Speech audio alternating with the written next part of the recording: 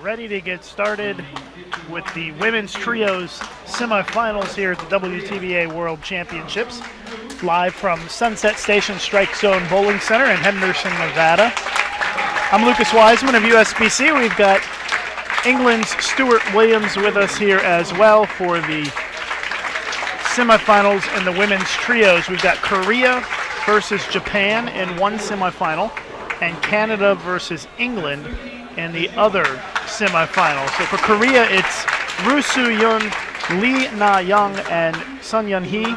And for Japan, Natsuki Tashima, Misaki Mukatoni, and Haruka Matsuda. For England, Isabel Ryu, Samantha Howe, and Carolyn Lagrange. And for England, Autumn Chamberlain, Haley Rumpke, and Lisa John. Fortunately, Stu, England has the easiest names to pronounce. Not so hard as compared to the rest of the field, but I know that we look forward to a great semifinal round here. Both teams picked short. Any indication what that might mean, Stu? Well, the scoring pace should probably stay a little bit lower, I would think, by choosing short. I think you'll probably see that they'll only be bowling on the short tonight unless you see both England and Japan win. England and Japan just bowled pretty good in that last block, especially England. They shot an awfully high scores on the medium pattern, so we'll see. I think the first team to get settled down in these matches is probably going to be off to a good start because it's not as easy to get a huge leap back on this pattern with the scoring pace being low. So it's the 33-foot Sydney pattern is what the teams picked, and it's the top seed in each match got to pick the pattern. So that would be Korea and Canada got to pick the pattern that is being used for the semifinal. And we saw that backfire last night because the top 2 seeds both lost in the semifinals in the men's trios.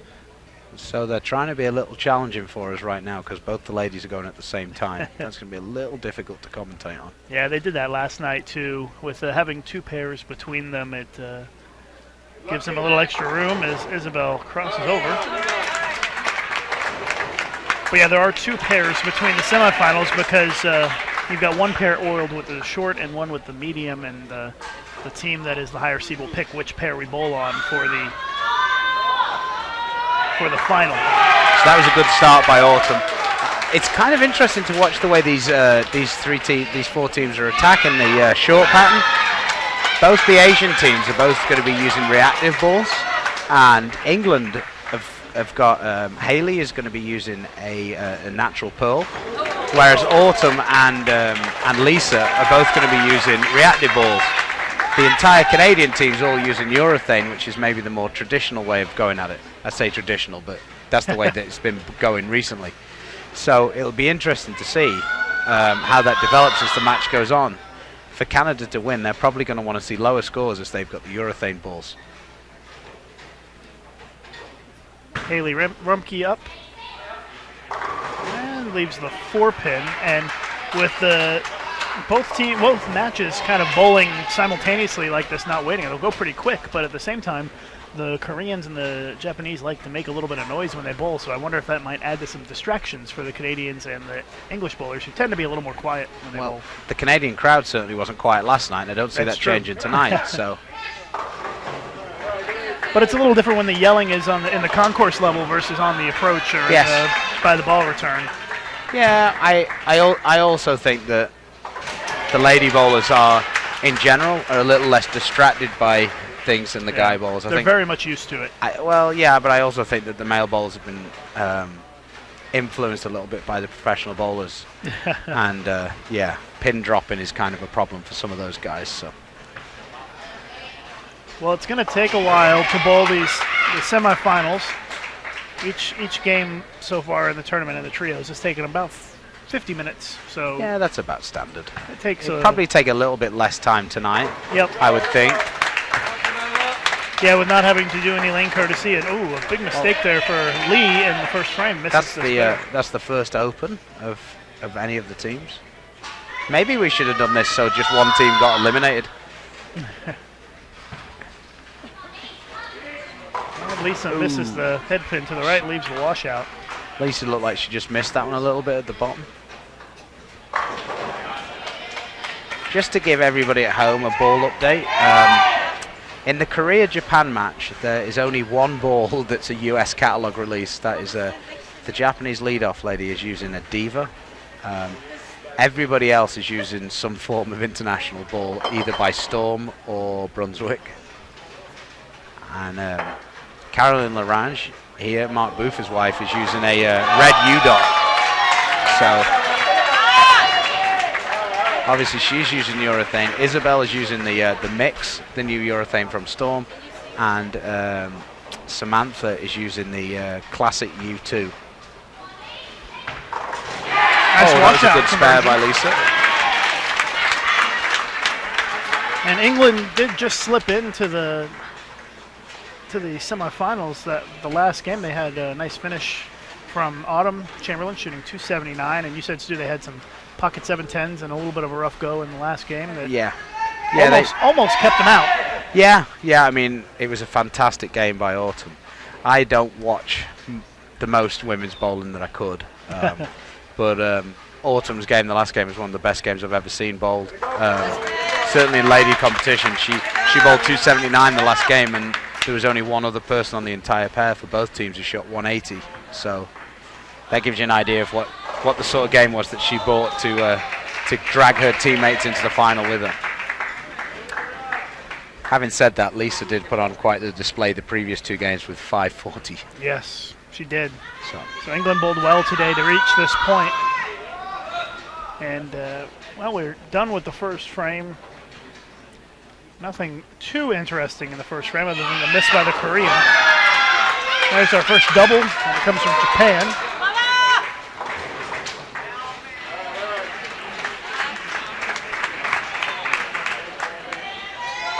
Would expect the scoring pace to be a little bit lower tonight on this short pattern.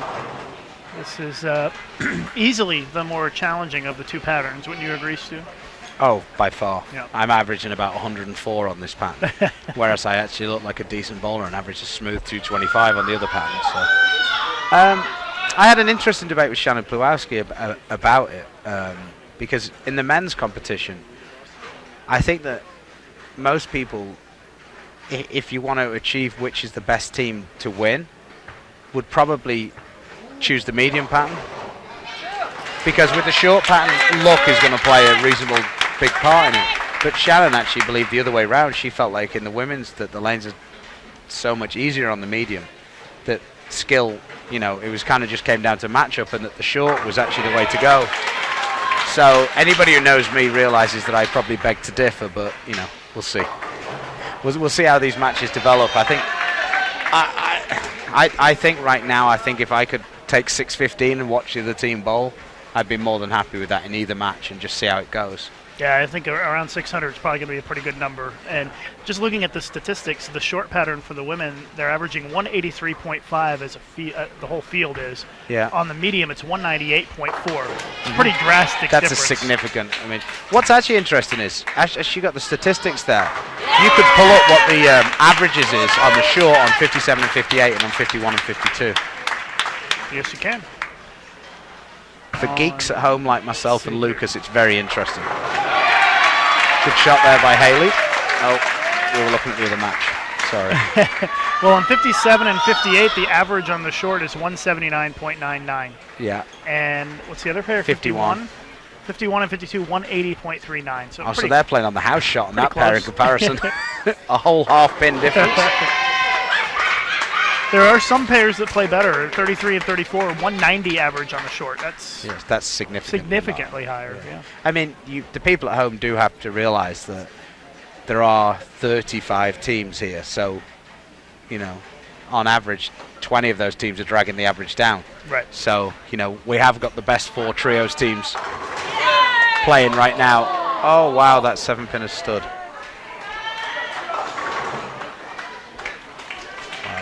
That was a pretty bad break there for Canada.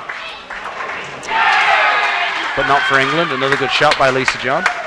Someone asking if they're bowling Baker or single games, and we should explain the format. It's a one-game match, and they each bowl their own individual game, but they combine the 3 players, and the high trios team score advances to the gold medal match, and the winners in each match will bowl for the gold medal right after this. This is actually going to feel rushed in comparison to once we start playing the team matches in a few days' time. For sure, yeah. The team matches, the final of that, they are not short. Yeah, it takes a while once you get into the 5-player team, which it's a good thing that the semifinals and the finals are split up, because that'll make it a little easier to watch. I think you can take it in smaller doses. Oh, there you go. There's someone who hasn't even looked at it. I didn't even know that they were. Yes, the team semifinals are Thursday night, and the team finals are on Friday afternoon. So the team event's taking 4 days. Yes, but the tournament ends on the team gold medal match, which is the most exciting part of the whole tournament, I think. It has been in recent years. Yeah. So at least you end on a high note. No doubt this year we'll have a blowout.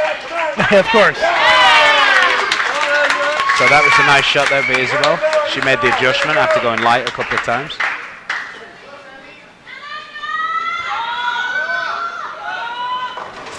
Autumn missing the head pin to the right on that shot. I think that was a product of her last shot where she went through the nose. She was just trying to be a bit careful with it. A little crossover action. That's not going to be the last time we see that tonight. She's got the front 3 now. That's a little bit my argument about picking the short pattern. A little bit of a luck factor, huh? Yeah.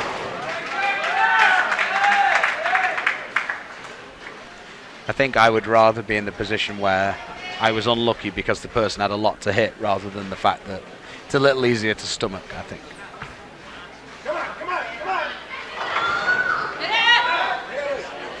was a pretty good shot by Samantha. It didn't quite come up. Well, hey, certainly if you think you're the better spare shooting team, this would be the pattern to pick because this is definitely a spare shooter's pattern. Because you're not going to put a lot of doubles and triples on the board on this pattern. It's mainly filling frames. I mean, the one thing about this is if you have one player who's playing exceptionally well on this pattern, then this is kind of the pattern to choose also. That's true. Because one player can almost carry a team on this when the scores are so low.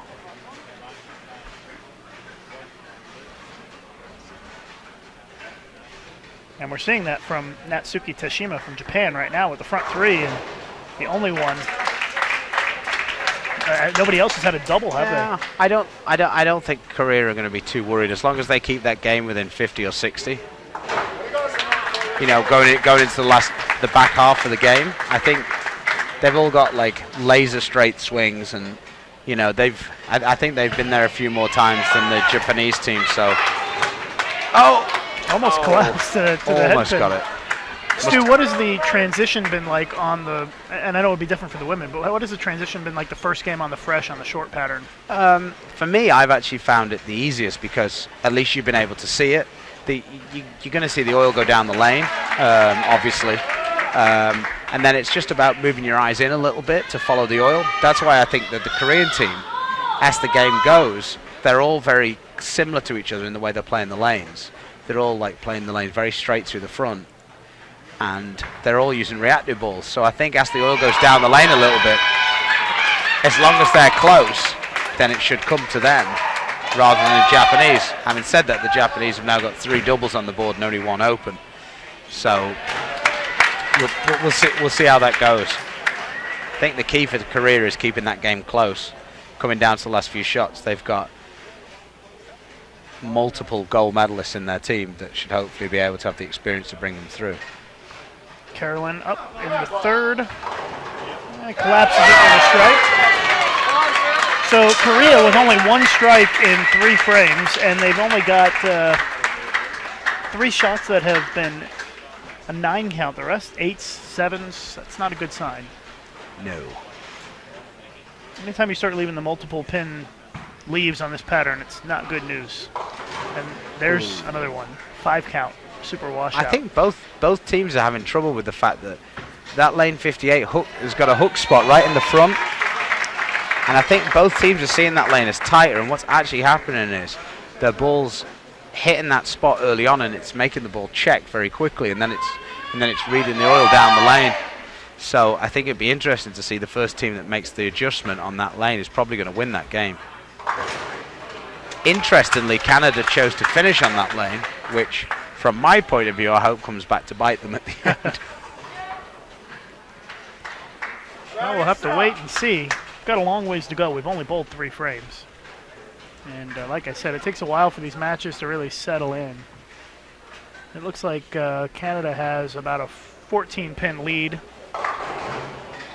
It's on England. It's still real early. And in the other match, it's a pretty sizable lead for Japan early on. Looks like it's maybe about 30, 40 pins, somewhere in there. It's actually interesting to note that Rue, the world singles champion, on this same pattern, is the one who's struggling the most. She's the one who looks least likely to get her ball to the pocket right now. Well, front 4 now for Natsuki Tashima from Japan. She's carrying the load here. We said low-scoring short pattern. Anytime you get a 4-bagger, that's pretty huge. Yeah, well, that's what we're saying. I mean, Korea have obviously going to make some changes pretty quickly, or else, you know, they could be too far behind before they get settled and get going.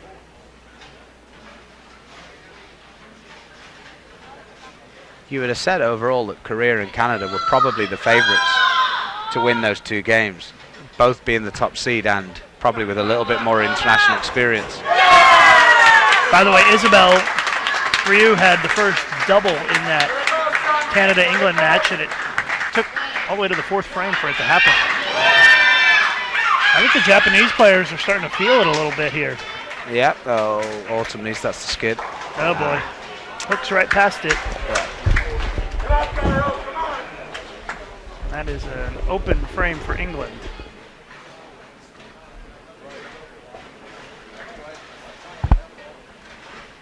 Yeah, Autumn had been struggling the last in the trios on the short pattern, and they've tried her with a different ball, and right now it looks like she's struggling to trust it after that one went sideways off the back of the pattern in the second frame.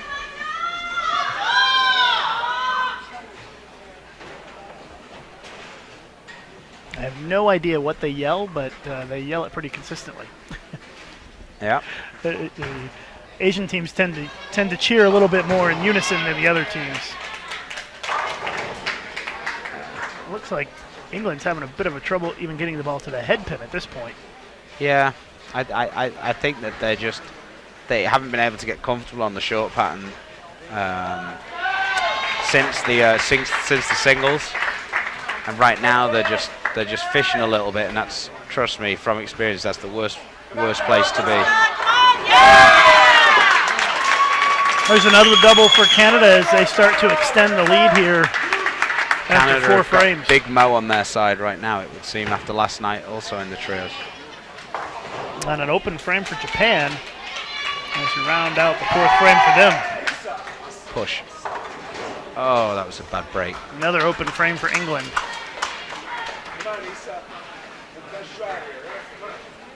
Do us a favor, get on Facebook and Twitter and let everybody know that you're watching live coverage here of the World Championships on bowl.com. Bowl.com/World 2013 is where you want to send people to watch the live streaming. That was a great shot there by the Korean lady. And now Lisa with a split. So looks like England might have all opens. And all 4th. 6s also. Yeah. That's a frame they want to forget. That's four shots in a row they want to forget. I think that Rue holds the key here for the Korean team. She won the singles and on this pattern, and I think if she can start to strike, it's gonna give the other 2 bowlers a little bit more confidence. Yeah, Korea needs to get something going. If you'd have told me before we started that Korea would only have 2 strikes in 4 frames, I would think you were crazy. I would have thought that they would have done a little better than that. But at the same time, they still only have 1 open, so they're not in the worst shape. Yeah, they're still for the most part staying clean. That looked better. And look, it's difficult to tell from here, but it looks like she might have made a ball change there, like Autumn just did. It didn't work out so well. No. You just tell by reading the body language from England that they might be in a lot of trouble here, especially if Canada steps up and throws a couple more strikes this frame. That could be bad news for England. Yeah, it's one of the things with the short pattern. It's no very much. Break there. It's very difficult to. It's very difficult to play the pattern anything other than one way. So if you don't have the right ball to play it that one way, you're in trouble. Whereas on the medium pattern, you're able to play a couple of different ways. Big strike there by Isabelle Rioux for Canada, 3 in a row for the Canadians. Yeah. They're going to try to build off this. And yeah, the lead's going to be significant if they get another couple of strikes. Well, here come the Koreans. Back-to-back strikes for them. And we kind of figured they might turn it up a notch at some point, and maybe this is where it begins.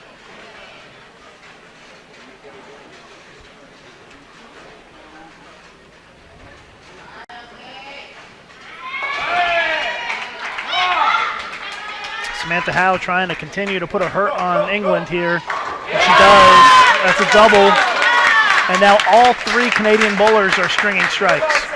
If you actually watch the Korean team and the Canadian team, it's not really a surprise that they both bowl very well on this pattern. Because if you watch, all 3 bowlers play the lanes very similar. And when the lanes are very difficult, you get more shots to understand what's going on. Because you're all bowling the same part of the lane. Oh, wow. Take that to the bank. I think she realizes how close that was to 0, but from 0 to hero right there on. That's the first double for Korea. And they all 3 struck in the 5th.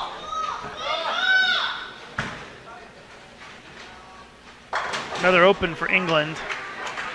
They've had 1, 2, 3, 4, 5 opens in the last 6. Yeah, that's bad news. Yeah, and they actually spared a split also. Let's see if Carolyn can keep the momentum going for Canada.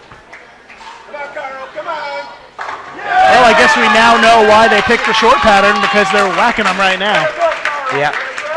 I mean, they've only bowled 5 frames in this match, and it's hard to see a scenario where England is going to come back and win this match. Unfortunately, Mr. Lucas, I have to agree with you. Sometimes you know after 5 frames how things are going to go. And yeah, that's why I'm not really a big fan of these matches. When we play, when we played so many games, you're going to play one game, and in 5 frames it's over. It's kind of a bit of a problem with the matches, I think. Especially when the team who's fourth beats the team who led. Yeah. I think that kind of sucks. I would prefer more that there would be a step ladder instead. I 100% agree with you. That way, you can only lose 1 medal. Exactly. There's actually an advantage to lead in. Yep. Oh, I 100% agree with you. Yep. Because at least in the dual pattern events, you actually get an advantage for being the higher seed, but you get no advantage whatsoever for being the higher seed in singles and doubles. Right. That's completely right. Which is just,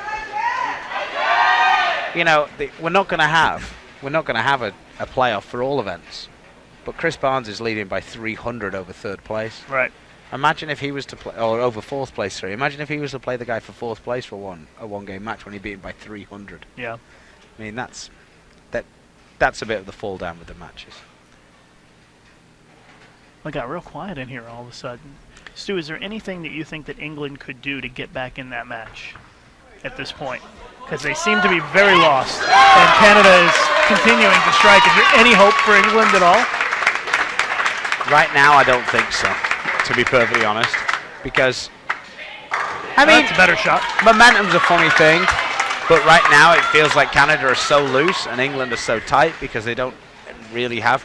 If I was down there with them, I'd be saying that let's just forget what we've done so far, try and make some changes, and hope that we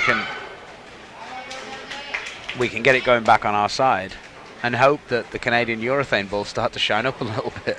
That might be another thing that's going to play into them, to help them a little bit. But right now, I think they're in a bit of trouble. They're in too much trouble to get out of. Well, Korea with a spare in the 6th. So Rue unable to put a double on the board. I'll be interested to see. 6th. Sorry, Luke. So I'll be interested to see if Korea win this game, whether they'd be interested in changing their tactics for the match against Canada. Nice split conversion there for Tashima. Do you know what I'm saying? Because Canada is scoring so high right now. Would Korea be better saying, you know what, maybe let's see if you can do that on medium? Yeah, it's true. With the way that Canada's bowling. But at the same time, Korea have got more to worry about, i.e. winning the game they're playing. Just to recap, everybody, Korea is down by 27 pins against Japan at this stage. 37. Yep, it just went up.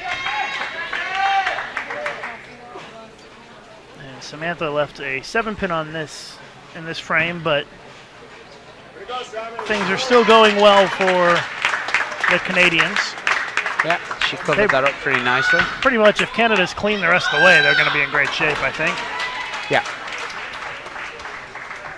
With England showing no signs of being able to not only strike, but in some instances hit the pocket. It's been difficult for them. Japan, 4-pin for Misaki.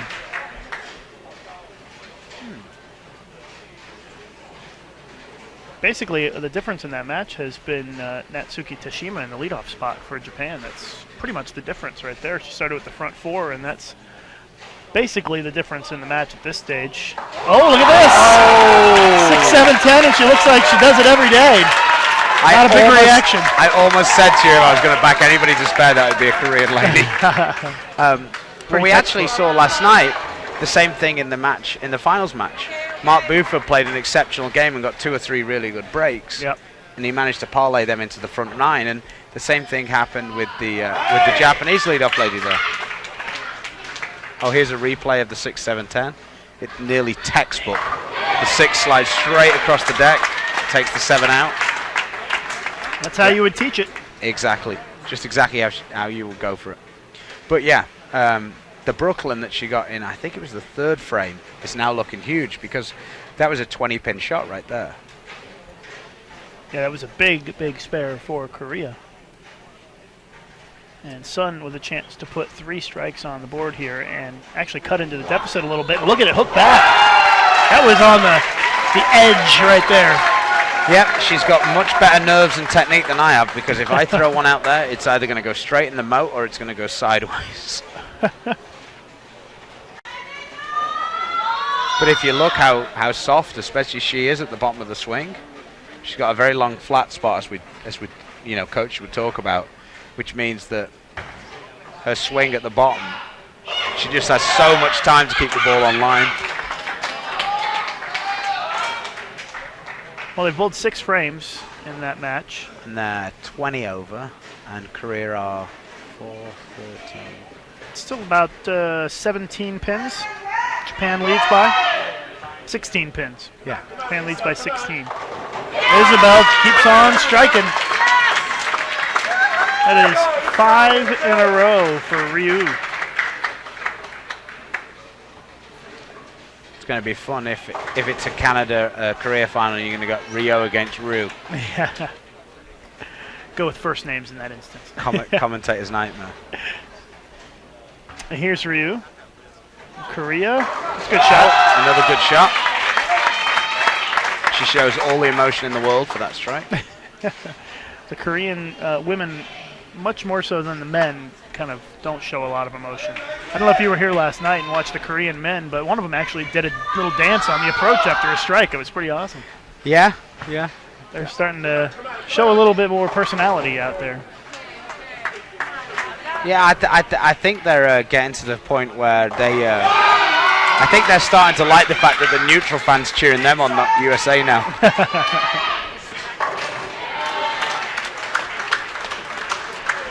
Well, unfortunately, not too much drama in the Canada-England match. It's all Canada. They're ahead by probably more than I can count.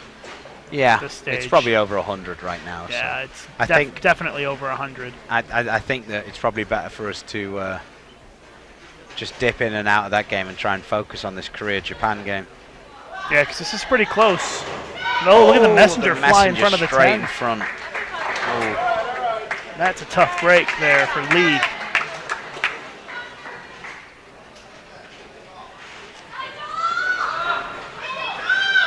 Japan up 17 at this stage.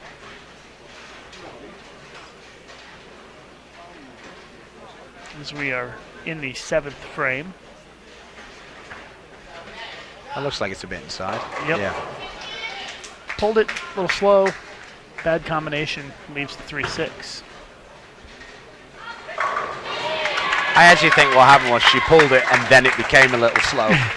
Maybe. Because she hit the more friction, it slowed it down significantly. Well, she didn't do what you'd see a lot of people do on a Wednesday night league. She didn't spare the tough one and then miss the difficult one. That's true. If you had $1 for every time you saw someone spare the 6, 7, 10 and then miss the single pin within 2 frames, you'd probably be a rich man. The Koreans are very good spare shooters, for sure. Spare shooting's not really about technique after a while. It's just more about patience and mindset. You just got to focus in on making a good shot and not getting frustrated by the fact that you didn't get a strike in the first place.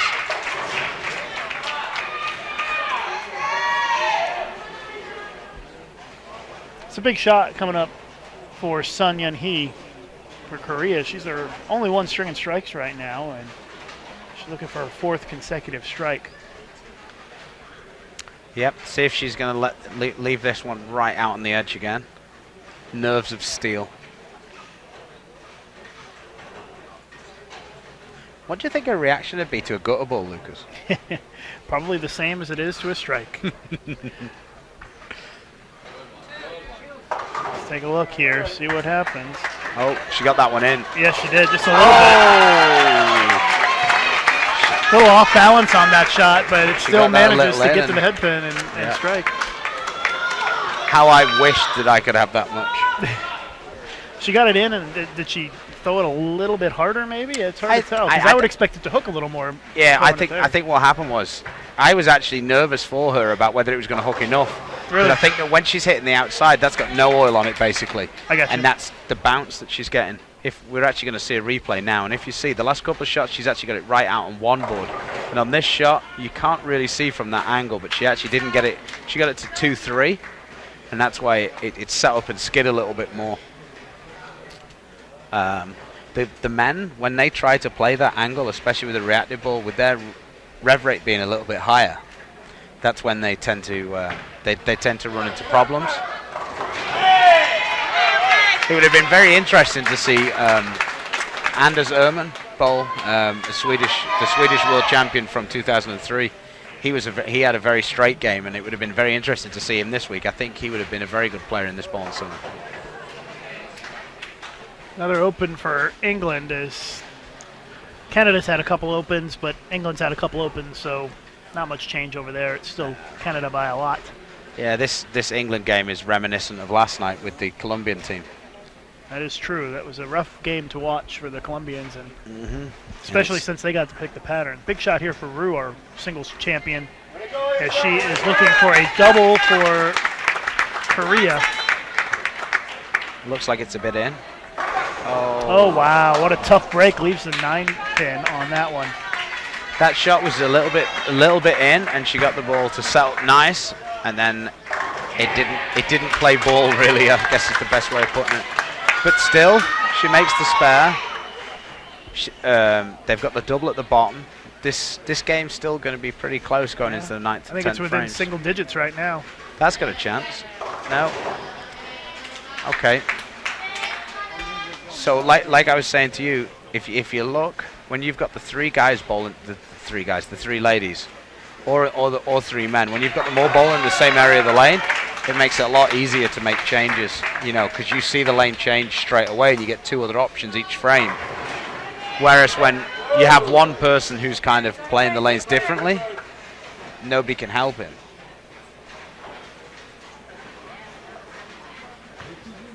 That's got a chance of chopping. That covers it up. Oh, Lisa. Lisa just about fell over on that shot. Yeah. Looks like she's been having some footing problems, but I don't know what's going on with that. It doesn't look like that's the pair you want to play your match on, does it?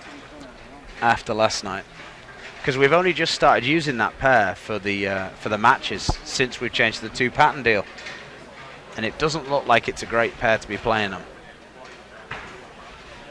Unless you're Canada, they don't seem to mind. That's got a chance. Good shot. She made the adjustment from last time when she left the 6-7-10. And I would guess that the team semifinals probably will be bowled as she makes the split. Will probably be bowled on 51 and 55 would be my guess for the team semifinals. So that will probably take 57 out of play in that regard. So yeah. But you say 55 has some issues too, or Chris Barnes is saying 55 has some issues. So yeah. But no matter what pair you use in this place, I think that 57 and 58, if you look on the scoring for the week, has been pretty low. I mean, even the great Martin Larson shot 140 on that pair. Yes, he did. And I'm telling you now, he is playing unbelievably well. He's the only person who's in the top 4 who isn't using some scam 50-year-old ball or some ball that nobody else can get. All his balls are still in the catalogue. Yeah, Martin right up there in the all-events standings. Yeah, he's 100 pins ahead of third place and 200 behind Chris Barnes. I think that Korea has a chance to take the lead in the match with a strike right here. Oh, good shot. You can tell if it gets to the edge there and it starts to turn the turn signal on and make the left turn. It's just good. The 6 annihilates the 10 every time. It's 5 in a row, and Korea has now taken the lead. It appears. What I said to you, Lucas, they just had to stay in the match till the 5th or 6th frame, and then. What do they say about running backs? It's like he's running downhill. Well, right now it looks like Korea's running downhill, and Japan are at the bottom of the hill waiting to be crushed. Japan has stayed clean the last 3 frames or so, and they just can't put any strikes on the board. And actually, with the way the games are going, there's a decent possibility that Korea are actually going to beat Canada this game. I mean, But then again, Canada really hasn't had to press at the end either. Yeah, but at the same time, they haven't had any pressure on them to strike either. So all I was saying was it's at the start of the game, it looked like, oh, maybe Korea need to play in a different pattern, and then you see them come back like this, and you think to yourself, well, maybe they don't. Maybe there's a reason why they were 220 over.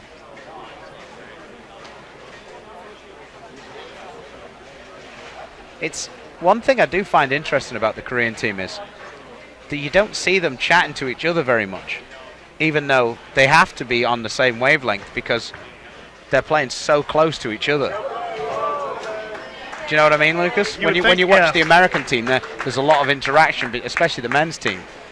You know, they're talking a lot about it, but you don't really see that. You don't. But I guess they just watch what happens, and you know, they chat with the coach. And it was a bad miss there for Haruka in the eighth. I don't know if we saw it, but she missed the. We did see it. She missed the spare, an easy makeable spare in the eighth, and so now the lead has increased. I can't actually see the scoreboard, Lucas. What are we at? Let's see here. Looks like Korea is up by 19. So one good frame here by Korea. At least 19. Maybe more. It may be 29. I'm trying to add it up. Just put it at, what's the bottom number for each team? 461 and 462. Yeah, and they've got plus 20 on the bottom. Yeah, the double. So it should be a 19-pin lead. Nice to know you add it the same way I do. It's the easiest way to do it. That's a pretty good shot. Oh, no. That lane is definitely starting to hook more in the middle. Because I think Ruth thought she had an okay shot there as well, same as I did. Or maybe I'm just trying to cover for the fact that I look like an idiot. No comment. Danielle's watching, so I'm not allowed to make you sound bad. You can't, I've got an English accent. Japan with a strike in the ninth. So they're trying to kind of step on it here as Korea is giving them a little bit of an opening with this potential split. But then again... What are you on about, an opening? Yeah, it's a potential opening. This is like me going for the 3-6. It's like shooting a 10-pin here for Rue. She'll probably make it. Wouldn't surprise me.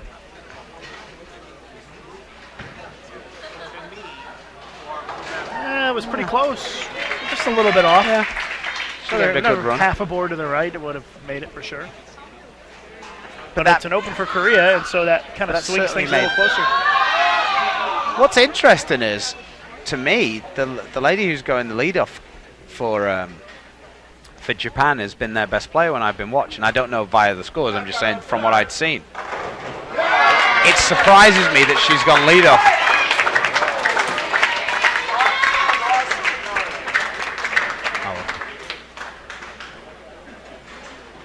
It's a tough 10-pin there. This is quite a big shot now, because if she can get the double here, that kind of covers up the issue of the open from Rue. Yeah, takes a little bit of pressure off for Son at the bottom. If Lee and Sun can both strike here in the ninth, then that puts them in great shape going into the 10th frame. That's a good shot. That one looked good to me again, but I was a little bit nervous after the 6-7 last time to call it. Canada are just fading a little bit here, but they're still off, on the way to a significant victory here. So it looks like, with just a couple of frames to go, it looks like, barring a couple of strange shots here, that we might be looking at the same women's final as the men's final yesterday. Yeah, Korea versus Canada. That's what it's starting to look like, although we still have one frame to go in a somewhat close Japan-Korea match. But if Korea can strike here, I think they're going to be ahead by about 40 pins going into the 10th.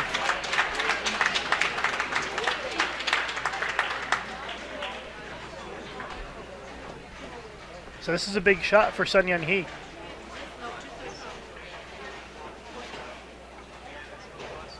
Just working on 5 strikes in a row.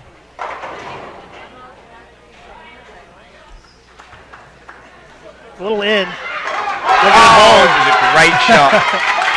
That was a little tiny bit left of what she had been doing, but it still held. I think on that shot she did what you were saying before. I think she saw that lane was starting to hook again, and she just threw that one a little bit faster. It looked like their Rue was smiling a little bit. Maybe the two of them were letting her know that, you know, they got the job done and she didn't in that next frame.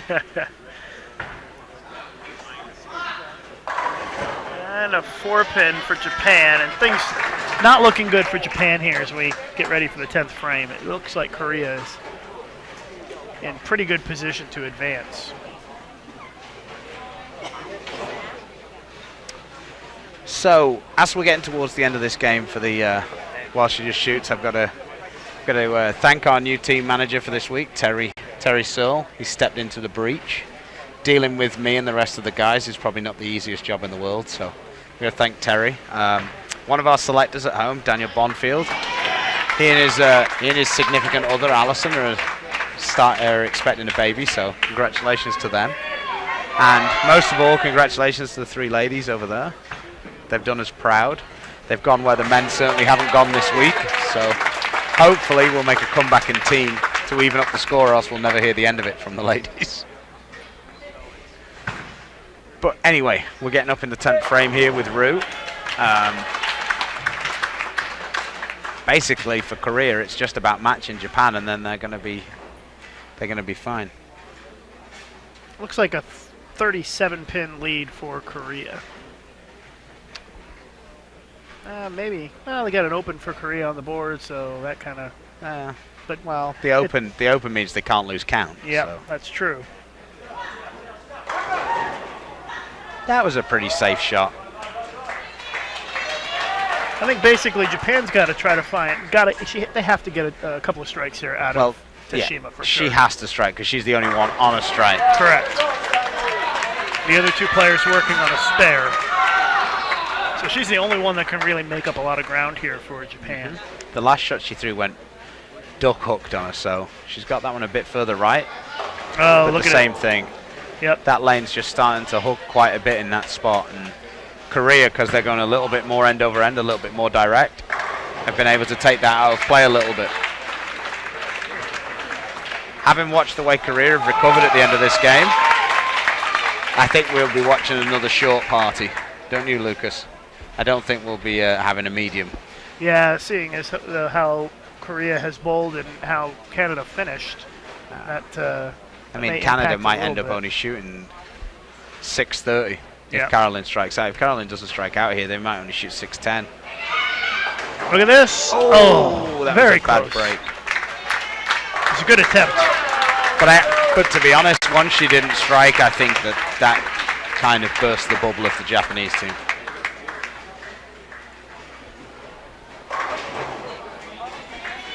Well, the traditionalist in me is not too upset with the way the results turned out, because at least it's 1 against 2 now. Yeah, you've got your top 2 seeds that are going to make it into the gold medal match, with Korea getting to pick the pattern, either the short or the medium. And you would assume, since they picked the short and won, that they would probably pick the short again. Yeah, you would think.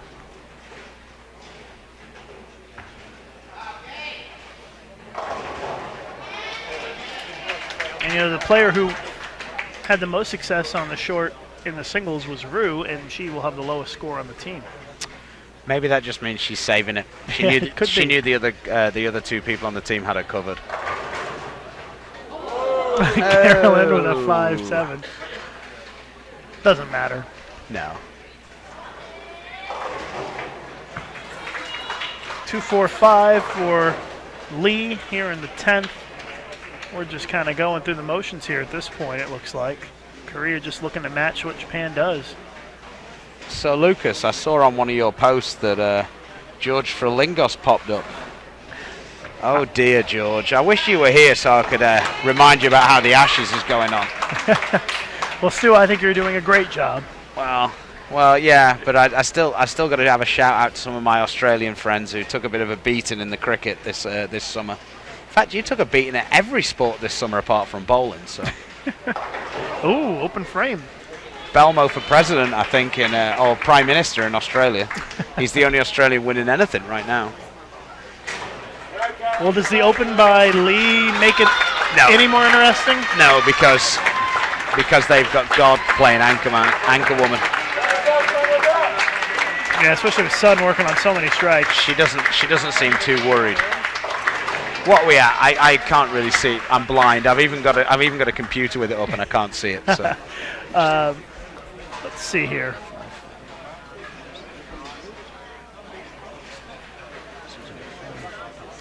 .24-pin lead for Korea. It looks like going into the final bowler. If Sun gets 9, it's over.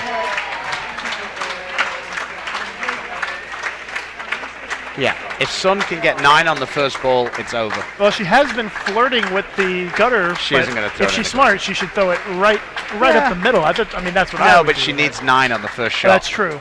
So, if she gets 8, she needs to close the frame. So that's assuming that Japan strikes out. But when you get up in that position, you've always got to assume that the best thing. That's a strike. Well, there's the 9 she needed. That's all she needed. That looked like a pretty good shot there. I think she did get it a little bit further in from the gutter and just threw it a little bit harder and said, "I'll take my 9 and I'll move on." It's the safe move. The final score in the England and Canada match was 623 to 506. Canada moves on in dominating fashion. The match was never in jeopardy. No, but again, a great achievement by the English ladies, coming from almost 200 pins out of the number this morning to make it.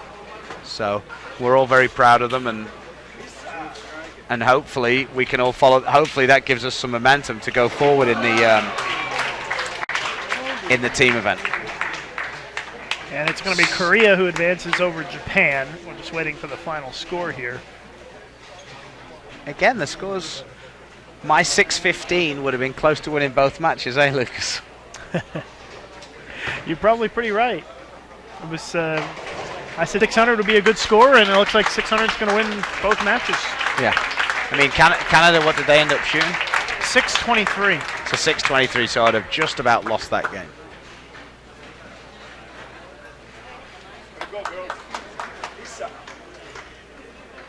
Japan finished with 571.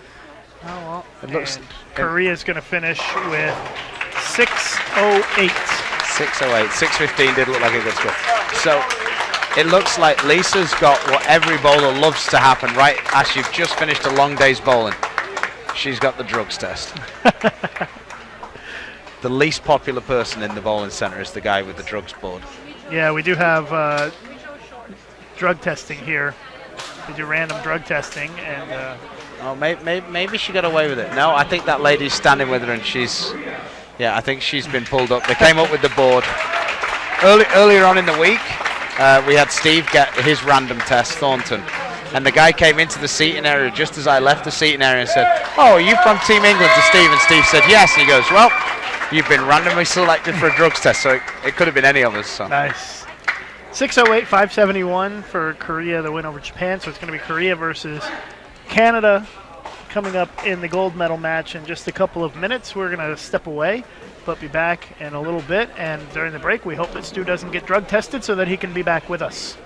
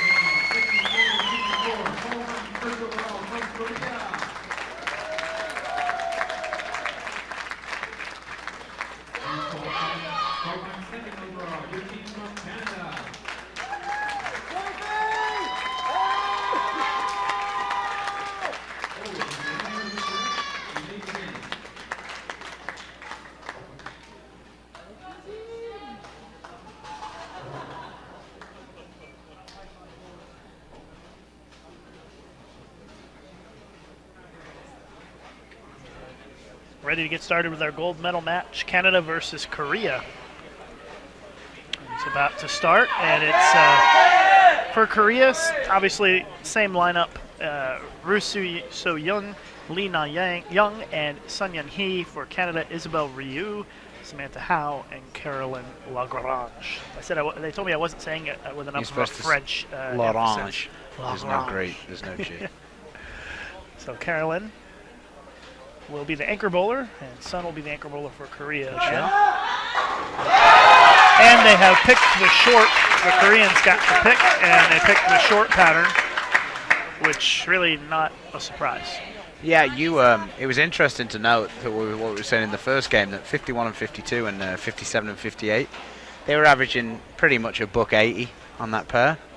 But you noted, Lucas, that the average on this pair was 187, which over the course of the week is significantly higher. So it'll be interesting to see how that plays out. It's again that interesting battle. The Canadians are going to use urethane, and the Koreans are all going to use reactive, which is sort of the opposite of what happens every time you have a Korean men's match. Because the Korean men all use urethane. So, do you give either team the advantage in this match, or is it Korea? Close? I think Korea are pretty strong favourites. But like what we were saying the other day, if Canada get off to a strong start after winning the men's match last night, they have obviously belief in the camp. So that's going to play a big part as well, I think. But for me, if I wanted to put my money on either team, I'd think the safer bet is Korea. Well, Canada, coming into this tournament for the men and the women combined, had won a combined 4 gold medals in the World Championships in history. They have a chance to win 2 in back-to-back days. Mm-hmm. That would be pretty impressive. It would. It'd be pretty fantastic. And, of course, deep down, I've got to cheer for them because they're my Commonwealth brothers and sisters.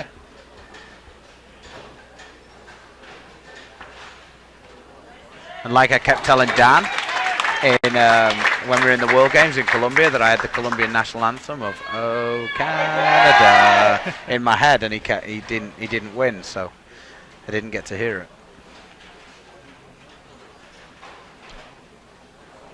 Stu, as we settle in here in this gold medal match, it sure feels like the Asian zone has dominated this tournament, and the American zone as well, and the European zone has been kind of quiet so far in these championships. Any idea why? You're obviously from the European zone. Any idea why the European zone would be kind of trailing behind quite a bit in the medal tally? The short pattern. Yeah. I think that I just think that two things that happen. We haven't got any of those what I would call scam urethanes. Not many people have got those. The blue hammers, the black hammers, the nitros, the turbos, all of those things. And also, ability-wise, I just don't think we're as good at playing on those patterns as the America or the Asian zones. I don't think we have as much experience, not necessarily experience, but we don't play on these patterns as much. So you did note before we got started today off the air that the all events, if you look at the all events for the women, it's really dominated by the Asian zone. Yeah, very much so. I think it's like now 8 or 9 of the top 10 are from the Asian zone in the all event standings. And mostly Koreans and Taipei spinners up there in the top of the all event standings for the women.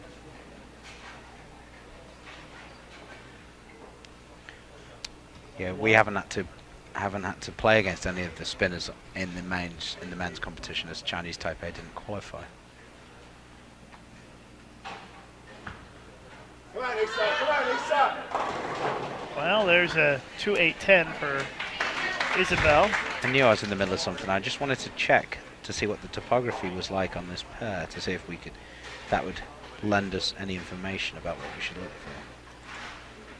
All of that topography information is available on the official website of the World Championships, which is bowl.com/world2013. Yep, Rouge comes to the party this time, starting with an early double. It actually looks like the right lane is going to have a little bit more hang down lane. So I think that most people are going to prefer the left lane because it's got that little hook spot in the front, but further down the lane it looks like there's a little bit more bump off the edge on the left lane than on the right lane.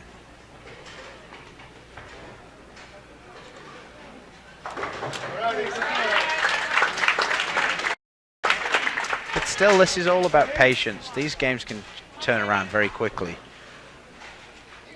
You just want to try and close as many frames as you can and get yourself into a good position by the sixth or seventh frame. Here's Lee in the second, Korea leading by a small margin early on here. That's pulled. Leaves the 4-7 on the spare. I must confess to being fairly ignorant when it comes to the women's, who's been winning the medals, because we don't see the women's bowling as much. I have seen that Sun Yun Hee and Rue have been winning consistently. Is that the same goes for Lee? In terms of?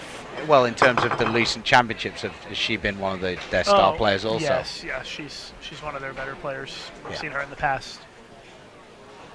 Because the Korean team tends to change around a bit more than some of the other teams, I think. But I think that these three seem to be the more experienced trio for the Koreans women's side. And of course, Rue used to go by the name Wang Song-uk, but she changed her name. Is she in witness protection? Yeah, I'm not sure what's going on there, but because that's a significant change. There's nothing that's the same. Yeah, it's a pretty significant change, and she won 2 gold medals in 2009 when the World Women's Championships was here in Las Vegas under that name. Has she got married? No, I don't believe so. The story I heard is that, and I'm not sure if it's right or not, but her mother remarried and she took on a new name in that scenario. So I'm not exactly sure. Okay, fair enough. 100% on that, but it is a significant change. You are correct. Everything changed. Yes. That's got a hook. Oh, 4-pin. But yeah, already looking like that lane definitely has got a bit more pop down the lane. Let's see if Carolyn can make a little change that the others like, because it looked like Samantha made a bit of a move after seeing Isabel's shot and went the opposite way. So hopefully for Team Canada and the Commonwealth, we can see that Carolyn hit the middle of those 2 last shots. Canada definitely off to a little bit of a slow start here in the gold medal match for the women's trios. There we go. Double for Carolyn.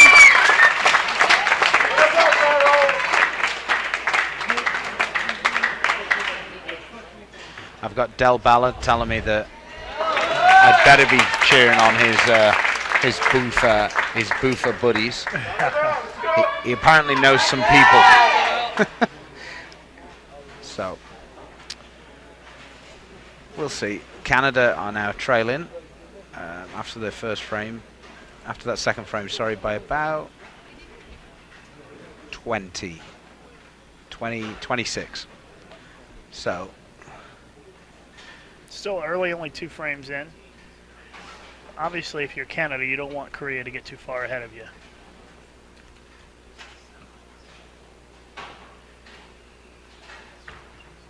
Isabel, that looks a little left.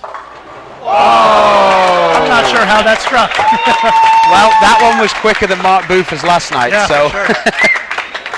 Maybe it's something about being in the 1 hole for Canada.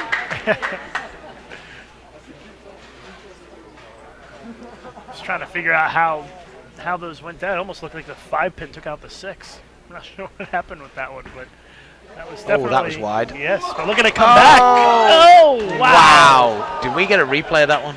I don't know. I don't think so. But no, unfortunately we can't get a replay of that, but wow, that would have been interesting to see. So that's that the was 4-pin. A strange 4-pin to say the least. That's the 4-pin that got slapped and it just slid straight right. And I'll talk you through her thought process at the foul line. Oh, don't get 0. Please don't 210. Oh, why didn't you strike?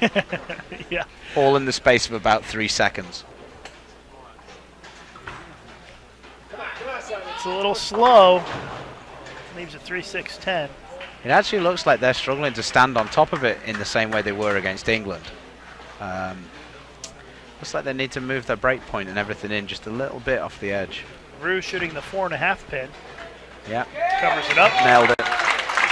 She might have missed the 4 pin if it had been in the actual spot, but Yeah. I don't think she'd have thrown it there if it probably had been not. But she makes the 4.5, we'll call it. I almost feel like that's something Korea might practice, where they move the singles around so that they know what happens. They do seem to practice everything, don't they? Korean side seems to be well prepared for just about everything. They probably train more than anybody in the world, I would guess.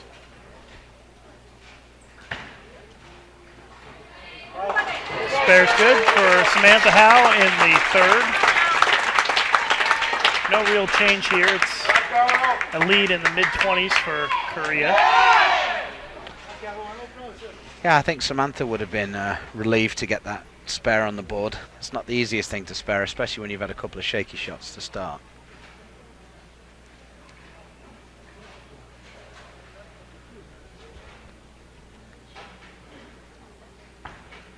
That looks like it's got a chance. No. This lane 54 has definitely got more hang down the lane. And I think, like we've been saying in a couple of the other matches, Luke, is I think the team that figures out the best solution for this lane is going to probably be the team that wins.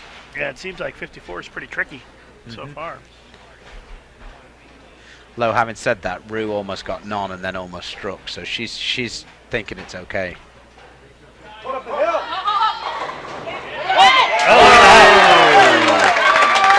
Wow. Carolyn slaps the 10 out and then lets the Korean ladies know about it, walking it back down their approach. It is amazing to me some of the carry that the men and the women can get using the urethane balls. It's all about entry angle. Yeah, they're able to create that angle and still get the carry. 7 degrees or whatever it is, the perfect entry angle. I also think that when you're playing the outside part of the lane, that's, the ball's coming in naturally from almost, it feels like a ramp when it comes in from that far out. So that's why you're going to see the pins flying around a little bit more, because the ball's got more momentum going that way. Lee with the missed spare there evens things up somewhat.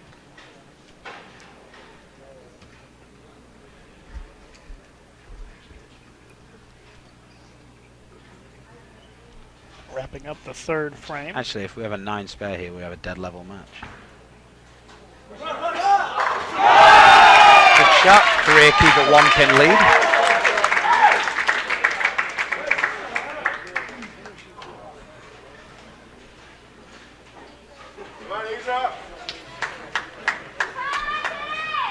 So a pretty tight match early on. After 3 frames, Canada has almost wiped out the deficit that they had.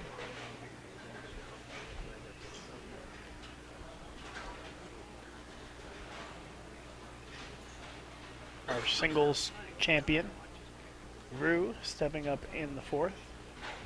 Double spare to start for her.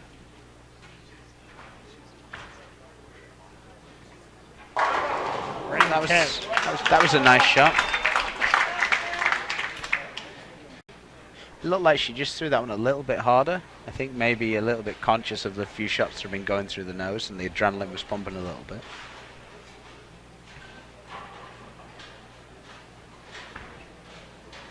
That's better. That is a very nice shot. She takes advantage of the good break to get a double on the board for Canada to take the lead.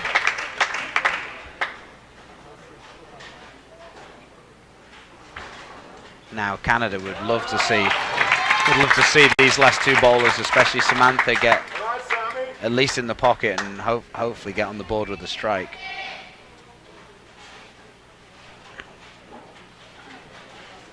Yeah, Samantha has struggled a little bit this game.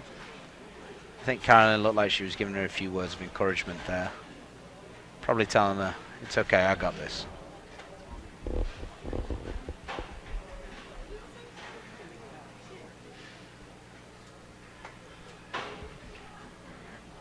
All the Canadian ladies all pretty much have the same game plan, so crossing over. So they should be able to talk to each other and work off each other and figure this out. Right now, it looks like her ball might be just a little bit rough from resanding it. And it seems like she's struggling with a slightly slower speed than than Caroline to keep it on line, whereas Isabel's got a much weaker ball, and that's how she's able to keep it on line. So how would Samantha deal with that?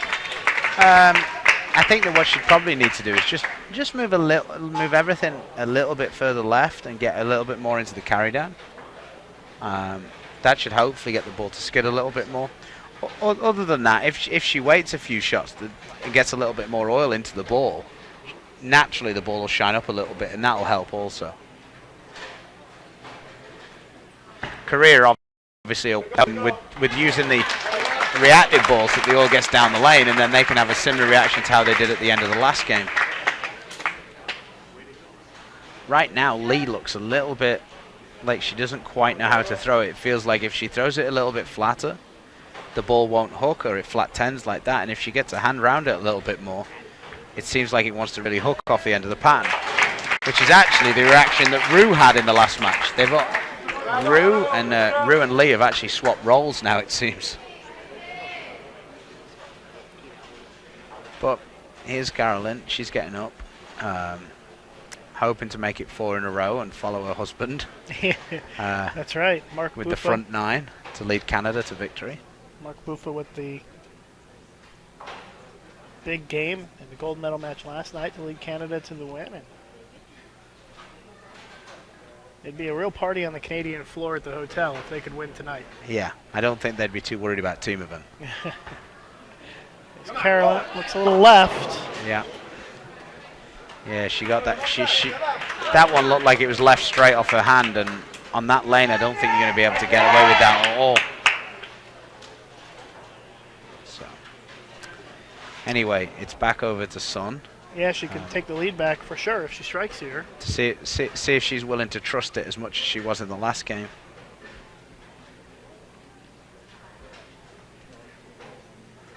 Showed you the replay there from Caroline. She left that split. Oh, that's in. Oh, and she leaves the big 4. She's getting a little bit more around that ball now. Once she got that in, it just took off on the back end for her there. She broke my cardinal rule, which is never bowl next to a split.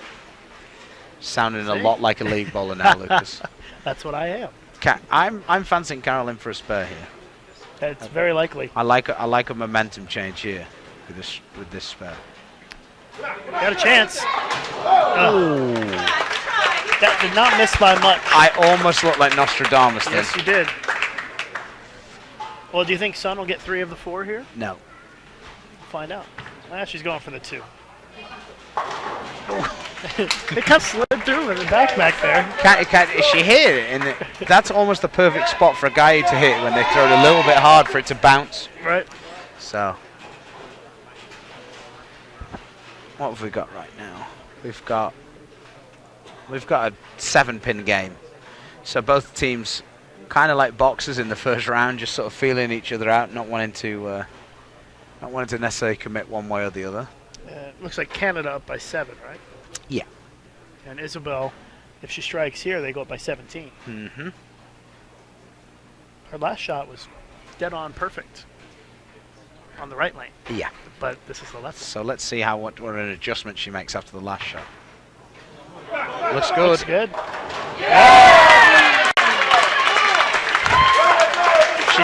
She double dribbled that one a little bit, but because she's got a straight swing through the bottom, it didn't really make any difference. She kept it on line nicely.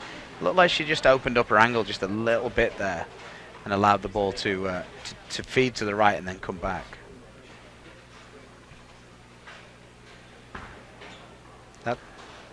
Wow, look at it hook. Going high. And Rue with a split. So back-to-back splits for the Koreans. This is actually fairly unusual. You don't often see the Korean team. They look like they're trying to help it rather than just let it go. I think they're feeling the pressure a bit here. I think if Canada can get a few good shots going here, I think Canada can put this game away pretty good. Especially 3 or 4 strikes here from the team. Looks like a ball change. That's a nice shot. That ball read the lane much better than the other ball. So that was a ball change from the Canadians. I'll confess that I have no idea what she changed to. If I was to take a guess, I would say it was a cyclone, but that would be a wild guess. It's like a goldish brown Yeah, mixed with a black. I think it's one of the cyclones, and by the looks of how it rolled, then it looks like she's had it for a while because it looked quite smooth.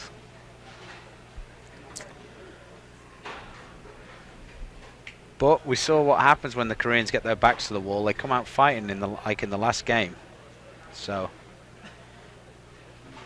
we'll see how it develops. But right now they're not breathing that air of confidence that they usually do in their game. They look like they want to try and make the ball do it rather than just letting it roll off their hand. Well, Lee has struggled so far this game, and see if she can get something going for Team Korea. That's a better shot. That was much better. She's been playing a little bit further left than the other 2 girls anyway, and it looked like she moved even further in to try and negate that area down the lane that she's been having the trouble with where it was bouncing off it.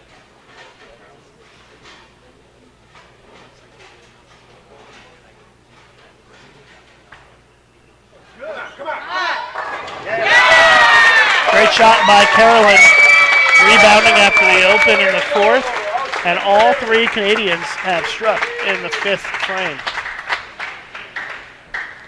Yep, that was a good frame for the Canadians, definitely. They've got a quiet confidence about them right now, the Canadians. They look pretty loose. Yeah, I think the men winning last night has really put them in gear, and they're ready to go. Oh, Wow. Pocket 7-10 for Sun Young Hee. What a terrible break. That looked like it was a pretty good shot, too. Yeah, it just went a bit further down the lane. And Take if a you look see at it here the again. replay now, Yeah. if you watch, she's going to want the ball to start hooking right around now. And it just goes that little bit further, and it just comes behind the head pin. And then it just blows the pins away. It's definitely a bad break, but at the same time, it wasn't really the ball shape that she was looking for. It easily could have struck, but it wasn't quite what she was looking for. It was that bit too far down the lane before it recovered. Yeah, it looked like the ball just didn't drive through the pins. Yeah, like it just didn't start early enough to start its move. But even then, it should a flat 10, something like that, would have been reasonable. It's actually one of those deals where you throw it a little bit better and you get a slightly worse result. Yeah. Well, here is Isabel in the 6th. Canada building on their lead here.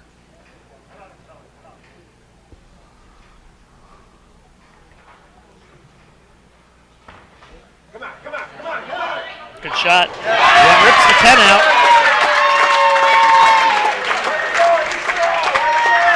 That's 4 in a row.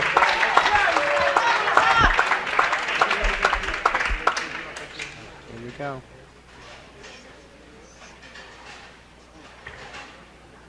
That's got a skid. Oh, Rue made a ball change then. Yes, she did. She changed away from the Storm International ball to the Brunswick International ball. To give you an idea of that ball and its age, I think it says Fuse on the side of it, so she's probably had that one a while. I think the Koreans and their delegation are starting to feel the pressure a little bit here. Yep.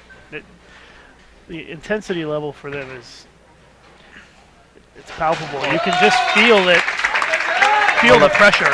Well, the men's team are bowling extremely consistently, but they're not winning. And they're not used to not winning. So, be interesting to see how they come out in the team event tomorrow. Oh. 2-8-10 She for definitely Samantha. got that one a lot further right than off her hand. And she was pretty much hoping and praying that she could get away without a split, and unfortunately for her, she didn't. But she takes the 2 pins. They move on. Just got to hope that Lee here doesn't double up to put some pressure on Carolyn at the bottom. Canada's still up by, what, 40 pins, somewhere in there? Yeah, somewhere in that range. We'll let her idea after this frame ends. That's a good shot. Gets the carry on the 5 and the 7 for the double. The Korean men's team is right behind lane 53 in the seating area. And when she threw that shot, they were all up on their feet screaming. They know that this match is getting away from them, and they're trying to encourage their team on as much as possible. Samantha trying to get 2 out of this here. And she does. Count important on the strike. So she gets the 2. Only 91 in the 6th for Samantha. So here goes Son. See if she can make that small adjustment that needed to be made from the last shot. Working on back-to-back She's got that opens. further right. Yes, look at it come back. There we go. She got that one further right a little bit earlier, and the ball was able to set up and then drive into the pins. That shot was a lot more reminiscent of last game when she was shooting 250.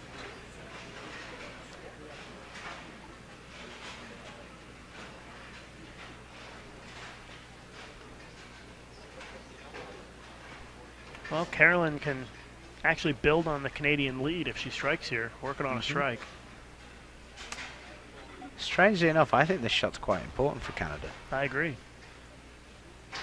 You feel Korea starting to sort of build a little bit of momentum. A little bit, yeah. The potential is there. That looks good. Great shot. Shot of the match right there. Very, very nice, especially after the last shot she threw on that lane where she just sort of elbowed it a little bit and left the 3-7 combination.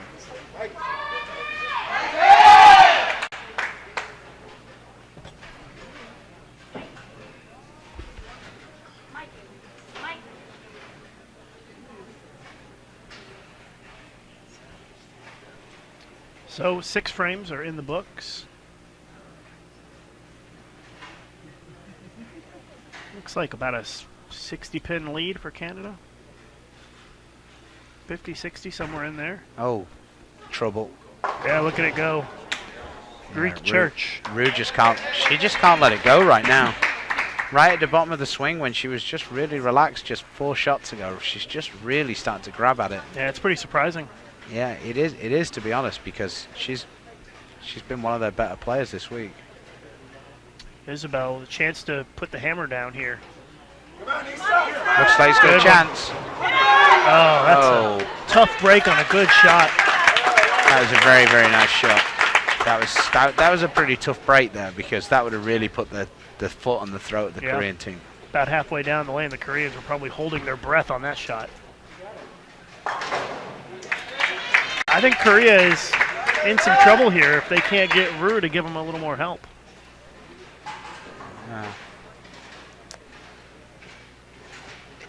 I can't stress how unusual it is to see the Korean team. It's not the fact that they're splitting; it's the fact they're throwing bad shots. You know, they're not trusting what they're making their decisions. And they're not trusting it, and that's pretty unusual for this group.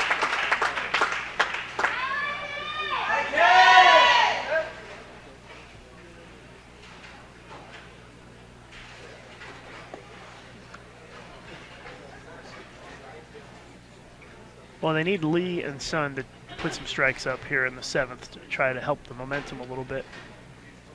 Lee is working on a double. It's got a skid. Yeah, good shot.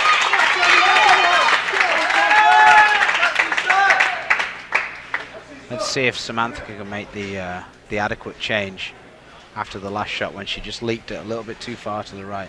Well, she made the ball change before her last shot on this frame, and it looked pretty good. I think I just heard in the background Frank Buffer saying to the coach that that she just needs to slow down a little bit. So we'll see if they can make that change. It's going to be close. Yep. That was a much better shot than the previous shot. So it looks like they may have gotten Samantha lined up now if she can execute in the next frame. You already got Isabel and Carolyn looking pretty lined up. Right now it's 46 pins. So Rue can bring that back down a little with a strike here. Sun. Sorry. That's okay. Sun.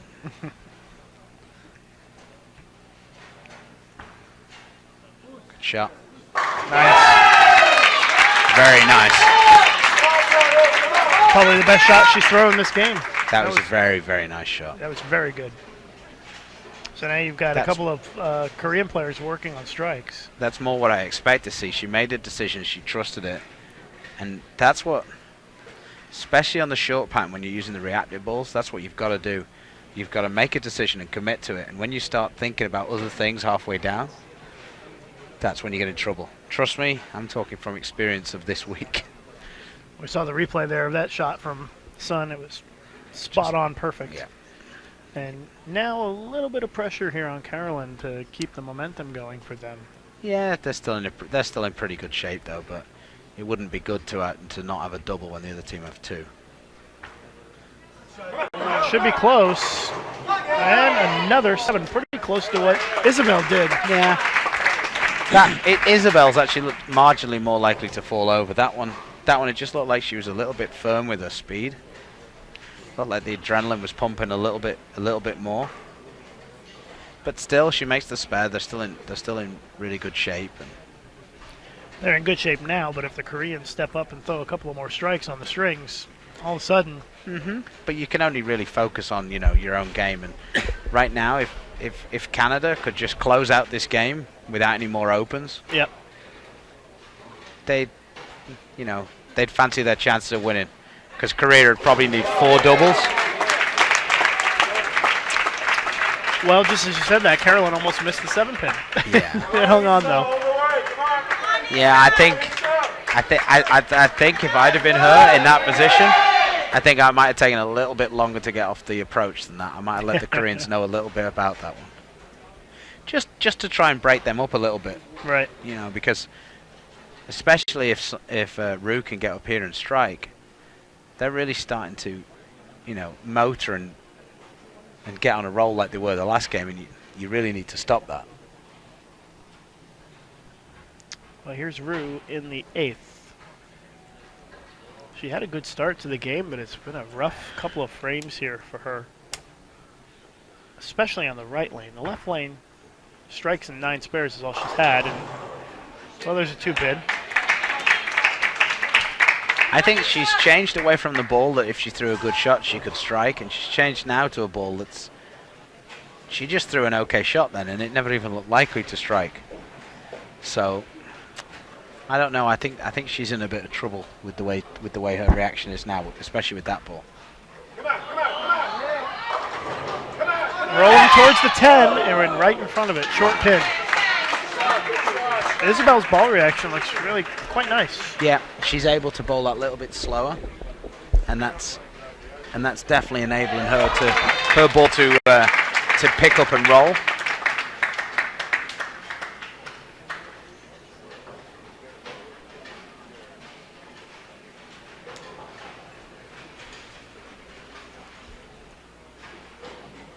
If Lee was to strike this shot, if I was in Samantha's position, I'd be thinking about taking a re-rack, just to try and slow it down a little bit. Try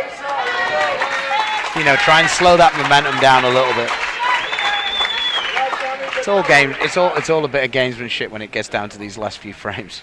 Yeah, I don't know that you see the women do as much gamesmanship as the men do. No. But I think you also see bigger turnarounds in the women's than you do in the men's. That's true. I'm not saying that they shouldn't do it, but I think that they don't do it. No, I agree with you. Lee with a big shot here, trying to keep the string going. Chance. Looks pretty good. Yeah, nice upper hand. Yep, that was a good shot. Now Canada really needs Samantha to throw a good shot here. It doesn't necessarily have to strike, but they want to be confident that she's feeling good going into the 10th frame.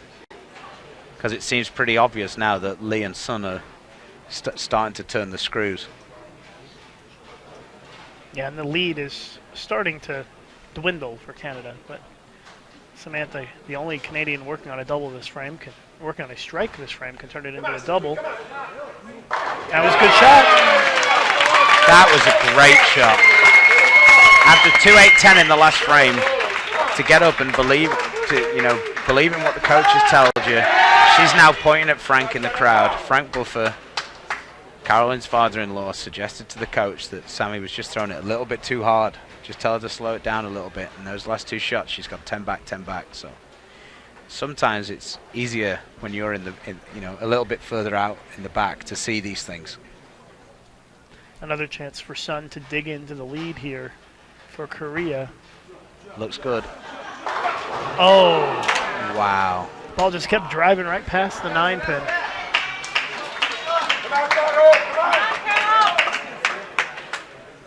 Well, that was really unfortunate. That's, I thought, a pretty nice shot that could have carried very easily, but very easily. The ball just went right past the 9. In the guys, when they're throwing it a little bit harder, you'll often see that exact same hit. The messenger will come off the wall and hit the 9, and it'll happen a lot on the short pan. Carolyn. Oh boy, that's too wide. Needs the hook. Well, that's a lucky 2-pin there. That is a lot of 9, as they would say.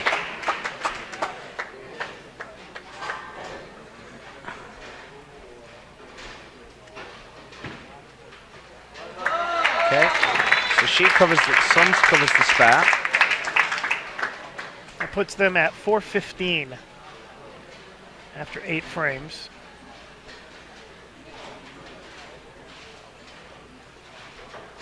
And Canada with the spare would be at 449, it looks like.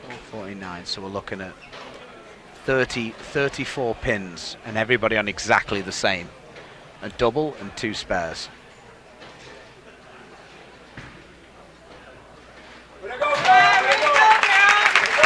So Canada leads by 34 with 2 frames to go. Korea's been pretty consistent as being the team who's thrown the shot first every time. I don't really know whether that means anything, but they seem to be keen to get on with it all of the time.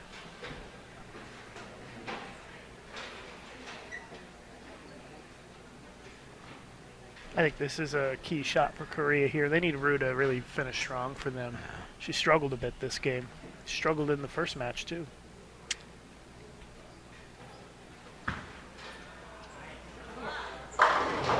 Oh, she put it in the pocket. Ever since she's changed that ball, though, she hasn't looked likely to get a strike. Yeah. From my point of view at the back, watching that reaction, I think that's been a really poor ball change by the team. Well, the good news is she didn't split. She split the last 2 times on that lane, so that's a bonus at least. That's got a chance. Oh! Something tickled the 9 and took it down. There's the fine line in bowling. She left the 9-pin, a pin hit it. Sun, almost exactly the same result on that same lane the shot before. Nothing hit it.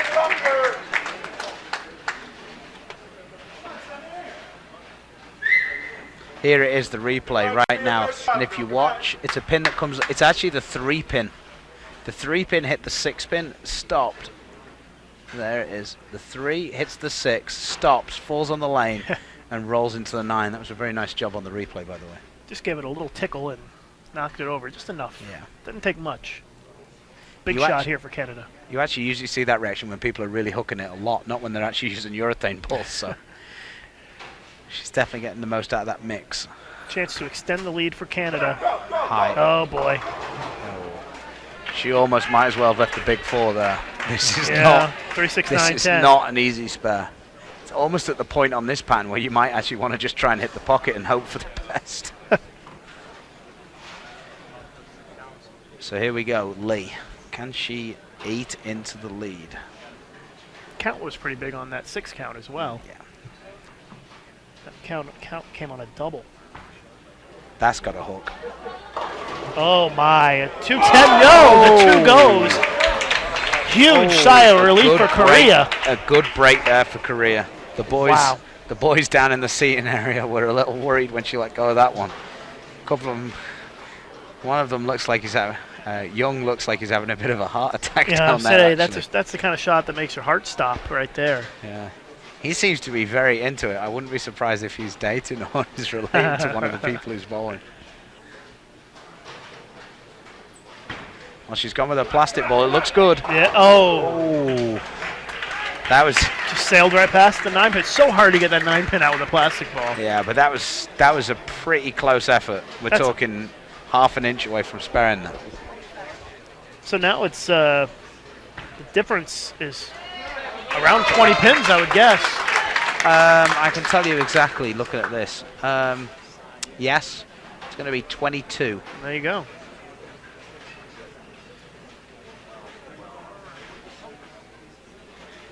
No, I think I've got it at 20 exactly, right? No. Yes, sorry, I didn't know the way they were adding this Yeah, thing. 20. Yes, 20 exactly. But at the same time, Canada already have one strike on the board. Yep. And Isabel has looked very, very solid this whole match.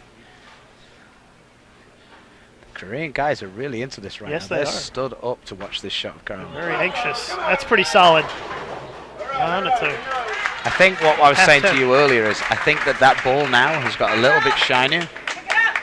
You know, because when they sand them at the start of the game with around 500, I would guess, the ball's pretty strong. And as you bowl the game and there's so much oil on the line, the oil starts to get into the cover. It tends to just get that reaction where you don't snap the 6 into the 10 like you were maybe at the start of the game. So let's see if Sun can continue to throw good shots like she has the last 3 or 4 frames. It would be critical for Korea to have a strike on the board going into the 10th. That's got a hook. Hello. Nice shot. This is kind of exciting now. It's getting pretty close, isn't it? It's going to be an Yeah. interesting final frame. Yep, That's- 20 pins. Both teams with 1 strike. Got to make the spare here, though. Oh. Trouble. Oh, I thought it was going to sail right on her, but it hung on. Yeah, I think she was just toying with your emotions there, Lucas. I think this is the biggest shot of the match coming up for Isabel. Yep. Because if she strikes, she takes a lot of the pressure off Samantha and Carolyn going into the last 2 bowlers. If she has a negative result, then obviously the opposite happens, and the two best bowlers for Korea are coming up in the 2nd and 3rd spots. So It's a 19-pin lead for Canada. anything other than 18 in the 10th here from Rue would be a bonus, I think, for Team Korea. Great shot. Well, they're in the bonus already. That was a great shot that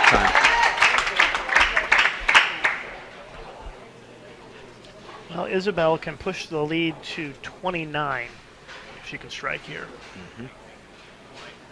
Seeing This as though is a she's the only huge Canadian shot. working on a strike, this is important. Oh, God. Wow. Hello, Brooklyn. You could just see that it was going to carry all the way down the lane. You could just feel it, that she was going to catch the break.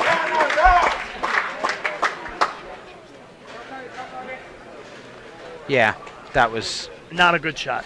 maybe the worst shot she's thrown the entire game, but that's bowling for you. It's like what we were talking about before about, you know, some people get the good breaks, some people don't. Well, Canada's now up 29. This looks like it's got a chance.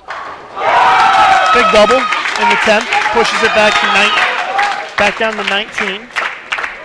Yeah.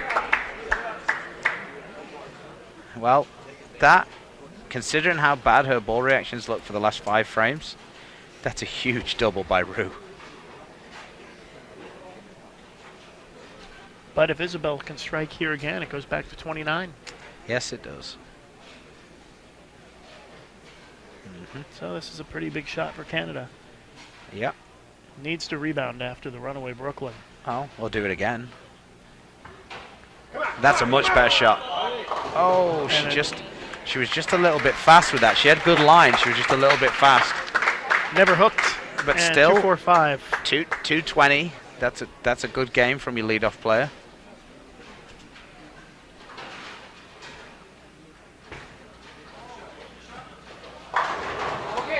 To be fair to Isabel, she bowled a very nice game. She had the 1 errant shot in the 2nd frame, and then she threw all good shots until that first shot of the 10th, where she got away with the good break on the Brooklyn. So I don't think she wasn't deserving of a good break there at the 10th frame. Picks the spare up.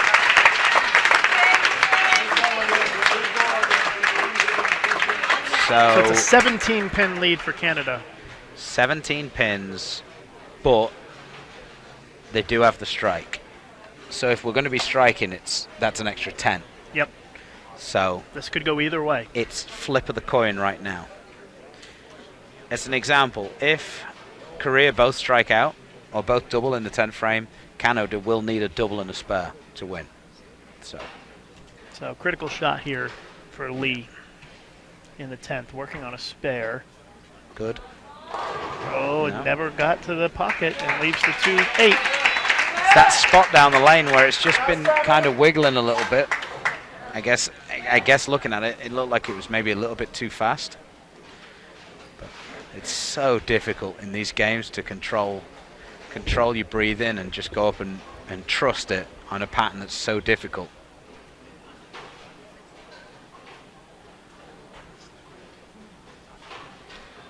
Well, Samantha looked pretty good on this lane last time. Let's see if she can make a good shot here for Canada. They're up by 19. Looks good. Talk about throwing a good one when you need it. That's a nice one to have. The next one is the big one to have. Because if Samantha can strike again, she takes a lot of pressure off in the 10th for Carolyn.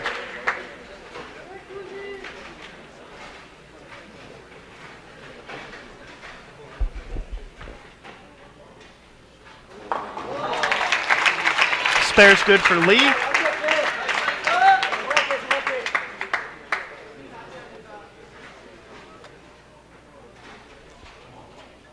So we are in the final frame here. Canada leading by 19. A strike here would kind of be would kind of make Carolyn feel pretty good. Yeah, it would push the lead from 19 to 29. Which would mean Carolyn would need a spare. Last two shots on this lane have looked really good for Samantha Howe. Going high. Oh, that's a split. The split doesn't really matter there. It's the fact that she didn't strike is what matters.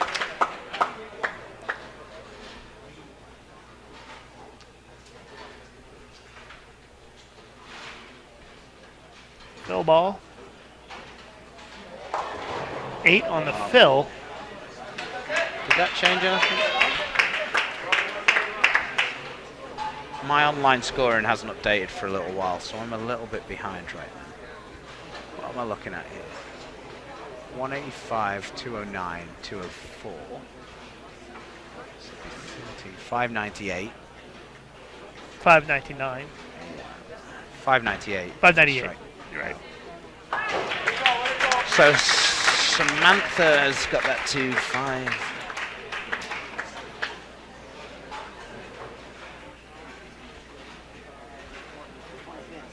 It's a 20-pin lead. A tie is looking kind of like a good bet right now. Yeah, it's a 20-pin lead for If she strikes Canada. out, Carolyn needs to strike the first shot to be at least in tie mode. If Carolyn doesn't strike on her first shot,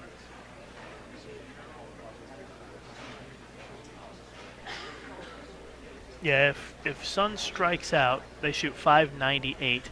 If Carolyn goes strike spare, Canada shoots 598.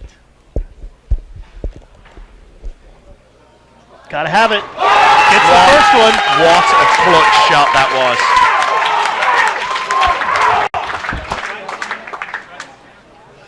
Stu, if you're Carolyn, do you step up and throw this shot, or do you let Sun throw another one? No, I throw this. Just step strike, up and get it? I'll walk it up, back down a lane, scream, do everything I can to make it take a while.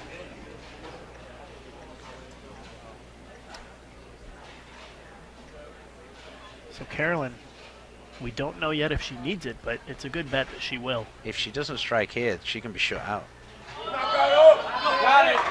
Oh no, it's a pocket 710. That's the worst break possible in this situation. Disaster for Canada in the 10th. If Oh my.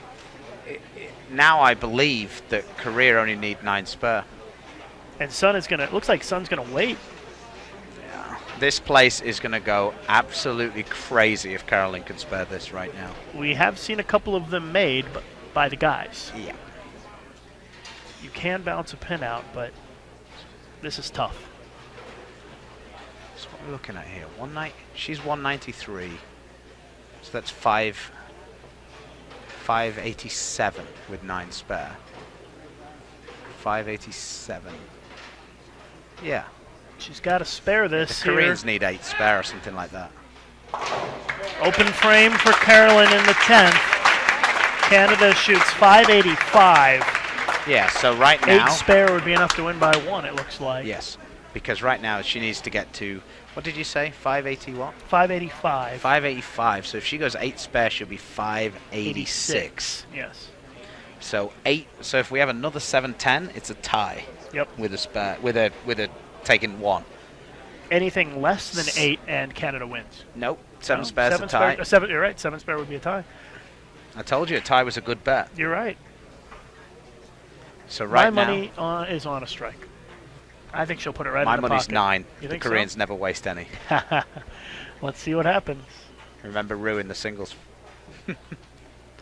Here we go. A strike and they win for sure. Oh. She gassed it. 9. Like I told you. Yep. And if you just turn the camera down, you can see that is Choi Bok-yum's massive hair right in the shot. That's a win for Korea. They come from behind in dramatic fashion. Yeah. And even if she misses it, they win by a stick. Yeah. I'm not even sure she'll shoot it. Wow, what a turn of events there. What an exciting title match that was. Canada, they had it in their hands. They were so close. Mm-hmm. And a pocket 710 for Caroline Lagrange, really. She threw a great shot. It's hard for them to not be disappointed with that, but I mean, your heart at the goes same out time, to her. I mean, she made a good shot. I mean, she's going to go down. That shot's going to be right there with Raymond Janssen at the World Championships when he needed a strike to win and he left the stone 8. Final score 587 to 585. Korea wins by 2 pins. What an exciting title match that was. Wow, that was a great match, and congratulations to Korea. And our hearts go out to Canada. That was a tough way to lose. You never like to see that. I mean, the one thing I will say about that 10 frame was bravo to Rue. She had a horrible ball reaction. She was shooting the lowest score, and she got up for her team, and she threw a double in the 10th frame. So right Korea, now, we've just got a replay of Caroline's shot here. Yeah, let's see what happens. What we'll find is the ball tries to make its turn, and as it's shined up during the game, and the Koreans have carried the oil down, it goes to make its move right about now, and then it just skids on again. And then the 5 goes just in front of the 7, and there we have it. There was the difference between gold and silver. Can you believe that finish? Well, congratulations to Korea on the gold medal. That was a horrible, horrible break for Canada. I think that Carolyn is going to be seeing that in her dreams tonight. Nightmares of a 710 in the pocket. That's something that can be hard to come back from. But team events tomorrow, so got to rebound quickly. Medal ceremony coming up in just a few minutes. We'll stay live with you here on Bull TV for the medal ceremony. It's actually amazing. If they have a camera shot of the players area, right down the middle of lane 53, on the right-hand side, you can see despair from the Canadians are right next to them. You can see the whole of the Korean group. Nothing but smiles. Caroline Lagrange just looks like she's in shock. Still hasn't processed what happened yet. Just stunned. I'll be honest, that's not something you're going to get over overnight. Yeah, that's a tough way to lose. Yeah, that's horrible for anybody. Well, Stu, thanks for sitting in with us, and you're welcome. Appreciate it. Good luck in the team event tomorrow. Yeah, I hope I don't see you for the team event finals. Well, thanks everybody for watching. We're back again tomorrow with the team qualifying medal ceremony coming up next here on Bowl TV. For Stu Williams, I'm Lucas Wiseman. We will see you guys back here in the morning with team qualifying medal ceremony coming up next.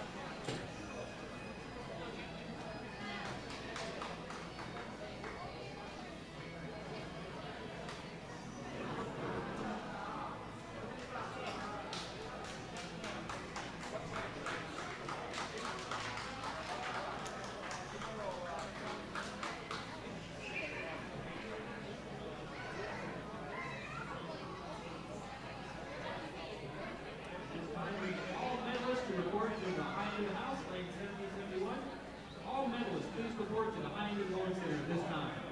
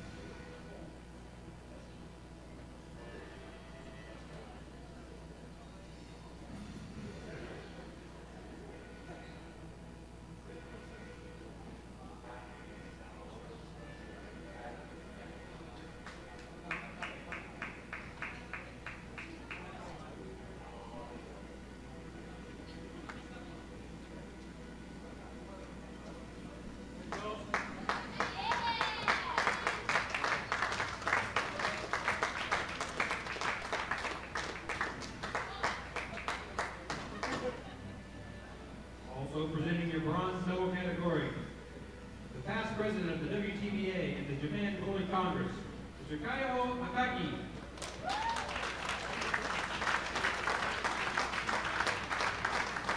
The bronze medalist from Japan, Natsuki Tashima, Misaki Omatani, and Haruka Matsura.